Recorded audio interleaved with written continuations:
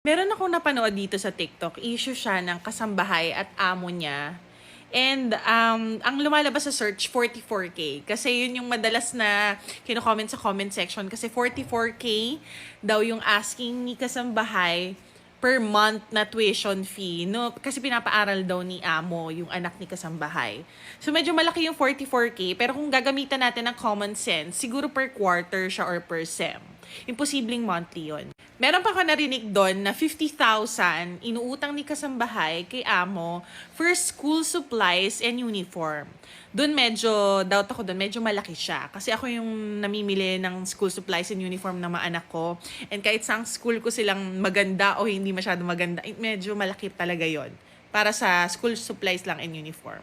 Ito lang yung point ko dito. Minsan sa buhay nyo, nagsama kayo sa isang bahay, di ba? Pwede siguro magsa-story time ka about a helper pero hindi pupuntahin kung sino yon. Or magsa-story time ka about sa amo mo pero make sure hindi makikilala kung sinong amo yon. Kasi for sure, isang beses sa mga buhay nyo, minahal nyo naman yung isa't isa.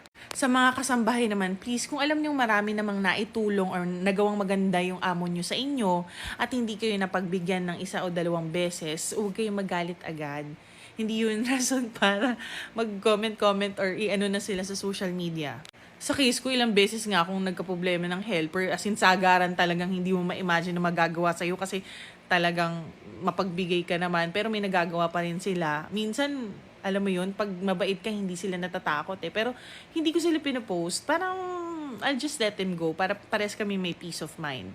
Sa totoo lang kasi, mahirap talagang humanap ng kasambahay na may malasakit sa amo. Usually yan, lalo pag feeling nila may budget naman yung amo, feeling nila kahit anong kunin nila, anong i-request nila, okay lang.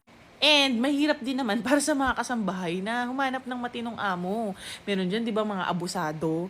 Kaya pag nakahanap kayo ng okay naman na amo, huwag nyo nang demandan ng kung ano-ano pa. Kung ang amo nyo ay laging on time magpasahod, hindi kayo nagugutom, as in nananaba kayo sa bahay kasi open yung food para sa inyo. Kung anong food nila, yun din ang food nyo.